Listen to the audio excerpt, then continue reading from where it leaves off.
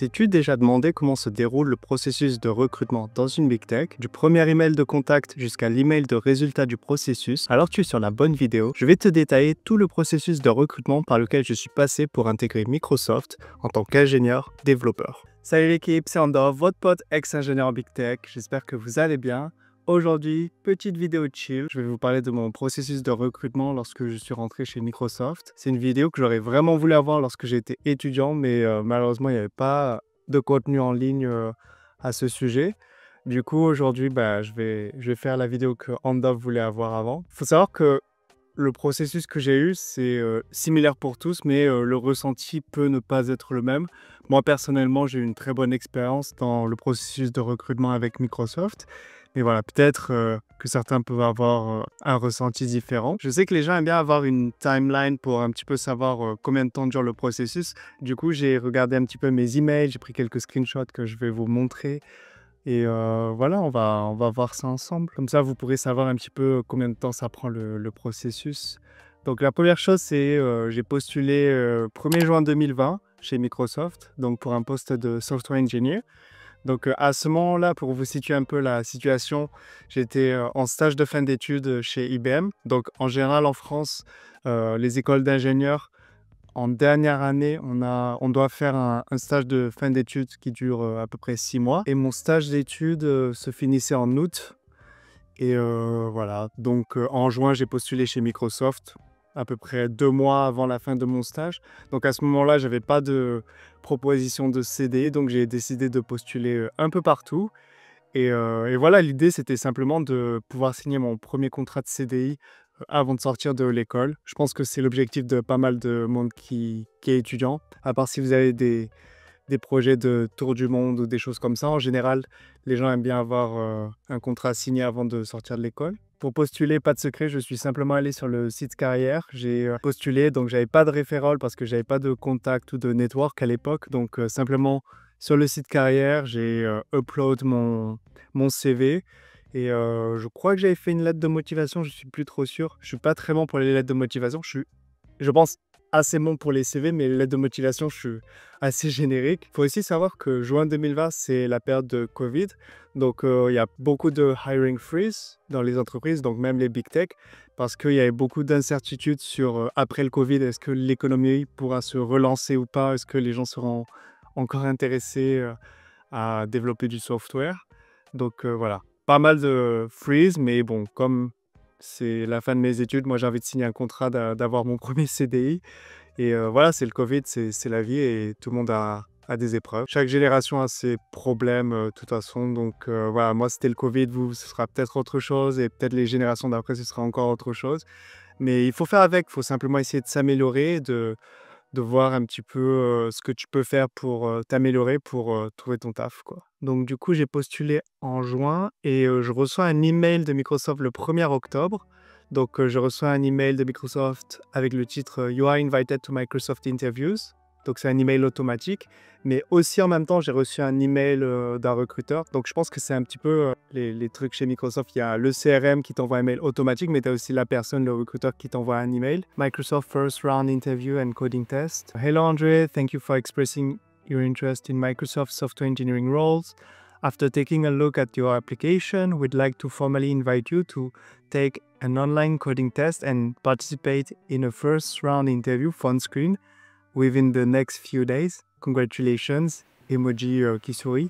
Et j'aime bien cette petite animation sur Congratulations. C'est une petite feature de Outlook assez sympa. Je sais qu'il n'y a pas ça sur Gmail. Enfin, que je sache, j'ai pas vu ça sur Gmail. En gros, dans cet email, on me présente comment va se passer le first round d'entretien chez Microsoft. Donc l'évaluation du premier round, pour le réussir, elle se base sur 2 étapes, 2 évaluations. La première évaluation, c'est sur un coding online test, donc un test de code en ligne. Donc c'est assez fréquent pour tout ce qui est poste de stagiaire ou de junior engineer de recevoir ce genre de test. Je sais que j'en avais reçu un chez Amazon, c'était une autre plateforme. Pour Apple aussi, j'avais reçu, c'était sur la plateforme HackerRank. Et voilà, donc c'est assez fréquent pour tout ce qui est poste de stagiaire, junior engineer, comme j'ai dit. Mid-level et senior engineer, c'est peut-être moins fréquent. Et manager, je pense pas qu'on reçoit ce genre de test. Mais bon, je peux me tromper, vous pouvez dire en commentaire si vous avez reçu ça. Mais en gros, comment ça se présente? En général, on nous envoie un lien par email et on nous donne, par exemple, une semaine pour compléter le test. Donc, il faut simplement cliquer sur le lien et ça va nous rediriger vers la plateforme. Et là, on va avoir des explications sur l'entretien. Lorsqu'on clique sur Start, ça va enclencher un chronomètre ou un timer plutôt. Et en gros, c'est un timer de 1 heure ou 1 heure et demie, ça dépend des entreprises. Et pendant ce temps imparti-là, on va devoir résoudre en général 3 problèmes. Donc 3 questions techniques sur les structures de données et algorithmes. Donc souvent, il faut coder. En général, la première question, elle est assez simple. C'est une question un peu d'échauffement, de warm-up. Mais les 2 autres questions, elles sont de niveau mid-level ou hard, donc ça dépend. C'est pas mal ces plateformes parce que tu peux quand même run ton code et il y a des tests qui sont déjà écrits, donc tu peux voir si en fait ton code passe tous les tests ou pas. Voilà, je sais pas s'il y a d'autres choses à dire sur ces tests en ligne. Peut-être comment bien préparer, déjà bien se coucher la veille. Donc voilà, pour bien être en forme. Après, j'ai fait une vidéo sur les entretiens techniques, comment bien préparer, donc vous pouvez aller la voir. Et sinon, quoi d'autre? Ah oui, il y a quelque chose que je pense qui... Je sais pas si ça a joué beaucoup, mais en gros, quand je résolvais les problèmes, donc avec mes fonctions, je commentais aussi pas mal parce que, en général, même si on submit le code et que la machine, ça passe tous les tests, en général, on va avoir un ingénieur qui va re-regarder notre code après. Et je pense que c'était pas mal pour moi de mettre quelques commentaires sur mes fonctions. Comme ça, l'ingénieur qui va regarder mon code après peut un petit peu comprendre comment je pense. Mais après, je pense que c'est optionnel, ça. C'est peut-être qu'il n'y a pas d'ingénieur qui check. En tout cas, moi, j'ai jamais checké quand j'étais évaluateur ces tests-là. Donc, je ne sais pas. Mais en tout cas, voilà. Le plus important, bien dormir la veille, bien préparer, comme je vous ai dit de préparer dans la vidéo sur préparer les entretiens techniques. Et voilà, non, tout devrait se passer. La deuxième partie d'évaluation pour ce first round, c'est un entretien technique et RH. En fait, il y a les deux. C'est un entretien soft skills et hard skills avec un ingénieur de chez Microsoft. Donc, ils appellent ça phone screen interview, mais en fait, c'est pas vraiment phone screen, c'est pas au téléphone. En tout cas, chez Microsoft, je sais que dans les entreprises, des fois, c'est au téléphone. Mais là, c'était un appel Skype ou Teams, je me souviens plus trop. Mais en gros, voilà, on va vous téléphoner et on va avoir un entretien classique avec un ingénieur Microsoft. Donc voilà, je reçois cet email qui me décrit en fait le first round d'entretien chez Microsoft, le coding skill test et l'entretien avec l'intervieweur.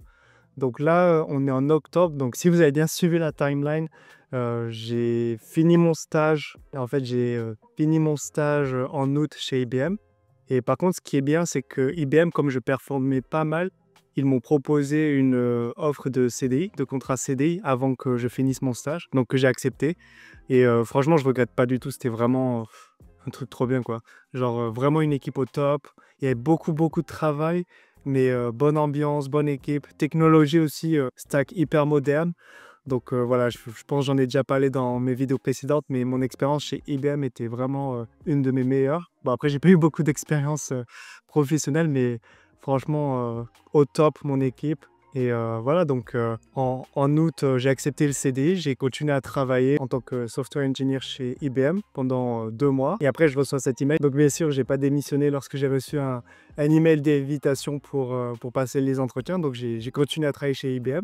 Mais le soir, je préparais tout simplement mes entretiens, quoi. Ah oui, petit aparté, je suis vraiment trop nul, je suis vraiment une merde. Il n'y a pas d'autre mot pour tout ce qui est email. Je sais pas pourquoi les gens, je suis vraiment trop nul pour tout ce qui est email.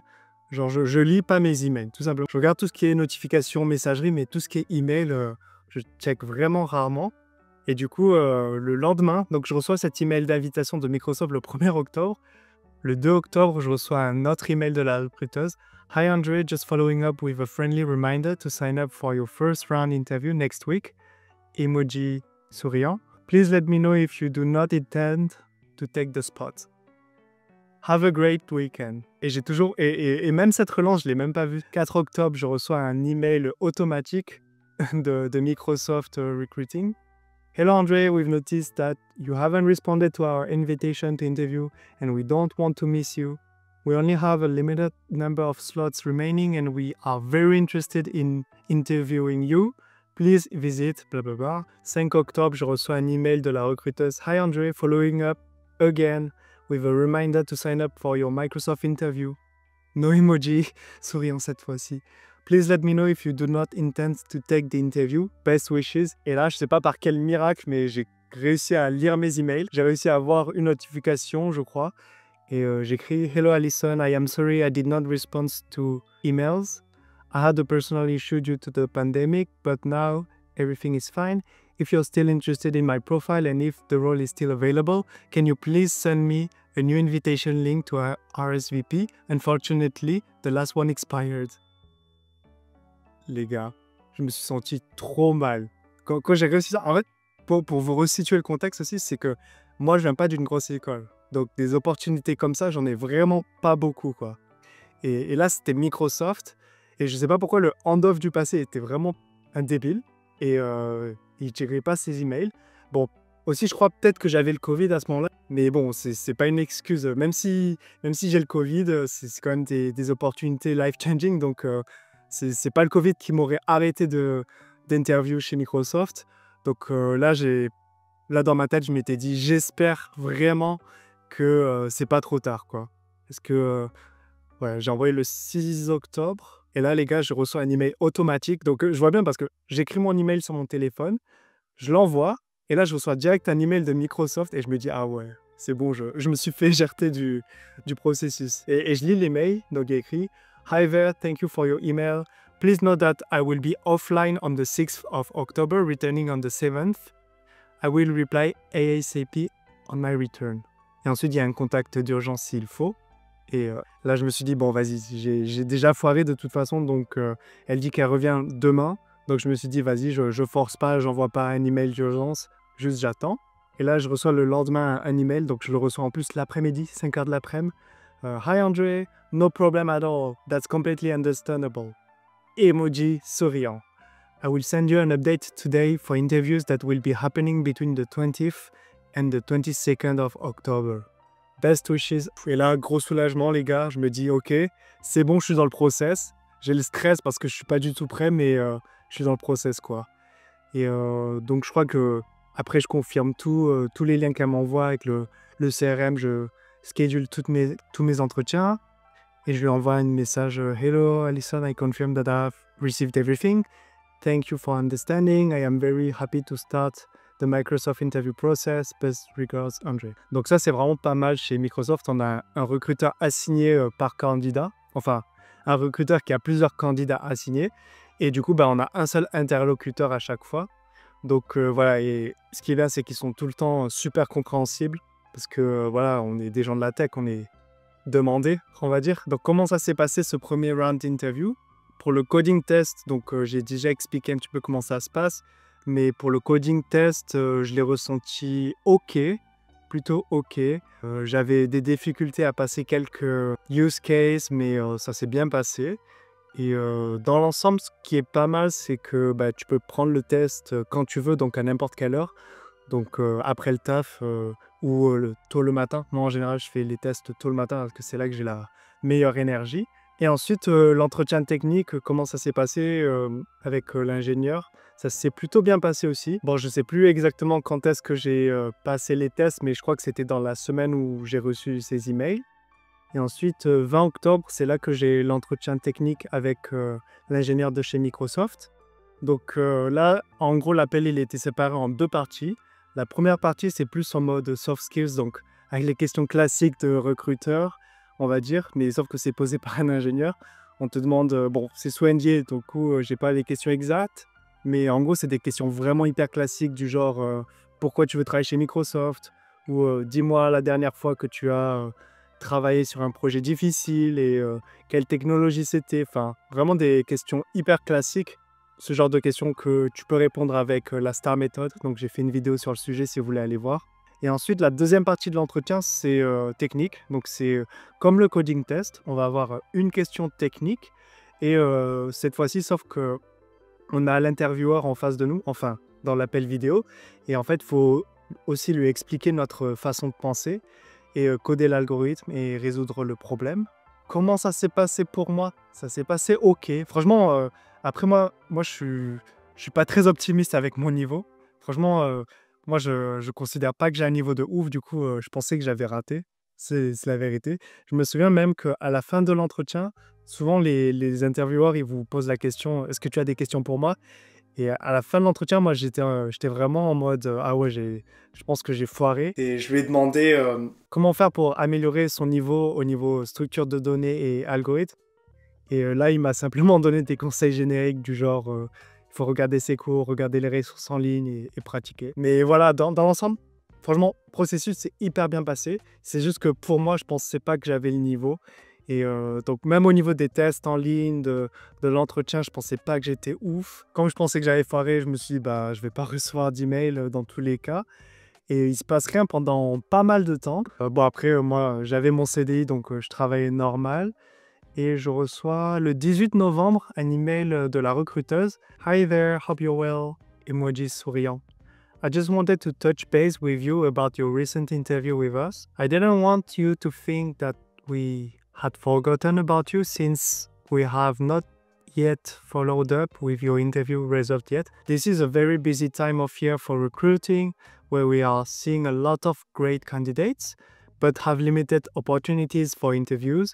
As such, I am still reviewing feedback and making decisions about who will move forward to final round interviews. I appreciate your patience and hope to have a decision for you in the next several weeks. Please feel free to stay in touch and let me know if you have any questions, deadlines or time constraints to interviewing. Best wishes and take care. Et donc là, vous remarquerez que j'ai toujours pas appris de mes erreurs. J'ai envoyé une réponse le 24 novembre. Hello Alison, I am doing great, thank you. I hope you are doing well as well. Thank you for updating me about my application. For now, I don't have any question, deadline or time constraint. I appreciate your time. Best regards, André. Bon, là, j'ai pas mis de coup de pression, je me suis dit, vas-y. À ce moment-là, c'était la seule qui m'avait contacté. Plus tard, il y aura d'autres entreprises. Mais comme c'était le Covid, pas mal d'entreprises étaient ou en hiring freeze, ou alors ils recrutaient lentement, on va dire. Parce que, voilà, encore une fois, pas beaucoup de taf et beaucoup de candidats à ce moment-là, pendant le Covid. 14 décembre, je reçois un email de Microsoft. Dear all, hope that you're doing well. First of all, apologies for the lack of response on our side. Unfortunately, your recruiter, Alison, had to take some unexpected time away, and then her contract ended with Microsoft. Due to that, I am taking all of the candidates that Alison was working with, and I will be your main point of contact moving forward. Please note that right now we are looking at what available positions we have, and we will be contacting you on your status and the potential next steps. We aren't conducting any additional interviews before the holidays this month. Bon, on était décembre, donc je comprends avec tout ce qui est Noël et fête de fin d'année. Lastly, if you have or receive in the near future any new deadlines for other job offers, please let me know as we would like to try our best to accommodate your schedule. Should you no longer be interested, please update us as soon as possible so we pass on the opportunity to another candidate. Thank you for your patience and understanding. Bon, en gros, c'est juste un check-up pour dire que j'ai changé de point de contact chez Microsoft et que maintenant j'ai une nouvelle recruteuse qui s'occupe de mon cas. Donc voilà, je reçois cet email le 14 décembre, donc je comprends qu'il n'y ait pas d'autres entretiens pendant décembre parce qu'il y a tout ce qui est Noël et fête de fin d'année. 16 décembre, je reçois un email Microsoft Opportunity, SWE Full-Time, donc SWE c'est pour Software Engineer. Salut, c'est Andov le menteur. Cette vidéo était beaucoup trop longue, donc je l'ai séparée en deux parties. Abonnez-vous pour voir la seconde partie, elle contiendra le final round et le résultat du process. Peace.